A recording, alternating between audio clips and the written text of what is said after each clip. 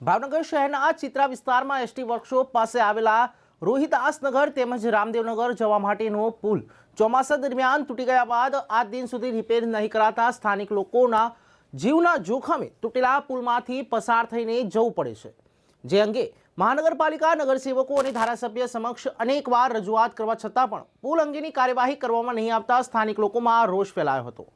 ભાવનગર શહેર ચિત્રા ફુલસર નારીવોડમાં આવેલા રોહિદાસનગર તેમજ રામદેવનગર વિસ્તારમાં લોકોમાં આવવા જવા માટે બનાવવા પુલ અંગે આવ્યો હતો। તે અંગે ચોમાસા દરમિયાન ભારે વરસાદ અને પાણી આવવાના લીધે પુલ તૂટી ગયો હતો, જેને લઈને રોહિદાસનગર રામદેવનગર સહિતના વિસ્તારોમાં આવેલી સોસાયટીમાં વસતા 20,000થી વધુ લોકોને જવા માટે તૂટેલા પુલમાંથી પસાર થવું પડે છે।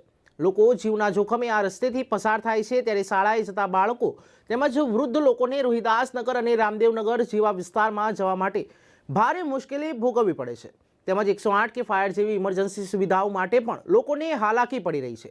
આ અંગે લોકો દ્વારા જણાવ્યા અનુસાર પશ્ચિમ વિસ્તારના ધારાસભ્ય જીતુભાઈ વાઘાણી તેમજ મનપાના પૂર્વ મેયર અને વર્તમાન નગરસેવક કીર્તિબેન દાણીધરિયાનો મત વિસ્તાર હોવા છતાં પણ લોકોએ અનેકવાર રજૂઆત કરી, પરંતુ હજુ સુધી પુલનું કામ કરવામાં આવ્યું નથી।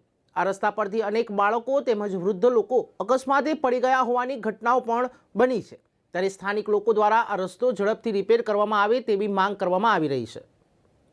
મારું નામ કાંતાબેન પરમાર।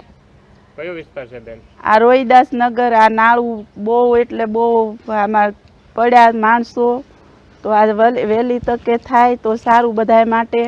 બધા રસ્તા જોડાણ છે, ભાવના સોસાયટી રોહિદાસ આ બહુ એટલે બહુ નિશાળિયાને જવાનો વાંધો પડે છે અહીંથી, એ રીતે નાળું વહેલી તકે થાય એવી અમારી માંગ છે। મારું નામ કાંતિભાઈ ગોહિલ, વિપક્ષના ઉપનેતા। રામદેવનગર અને રોહિદાસ નગરની વચ્ચે જે નાળું તૂટી ગયેલું છે, ઘણા સમયથી તૂટી ગયેલું છે, ત્યાંથી બાળકો પણ સ્કૂલે આવતા હોય, અહીંથી પણ ત્યાં જતા હોય છે। અવારનવાર રજૂઆત લેખિત મૌખિક કરવામાં આવી છતાં આ પછાત વિસ્તાર છે એટલે આની કોઈ નોંધ લેવામાં નથી આવતી અને રાગ દેશ રાખતા હોય એવું પણ દેખાઈ આવે છે। નકર અત્યાર સુધી રજૂઆત કરતા હોય તો છતાં નાળું બનાવી દેવું જોઈએ। કોઈ પણ વિકાસલક્ષી ગ્રાન્ટ આવતી હોય તેમાંથી બનાવવું જોઈએ।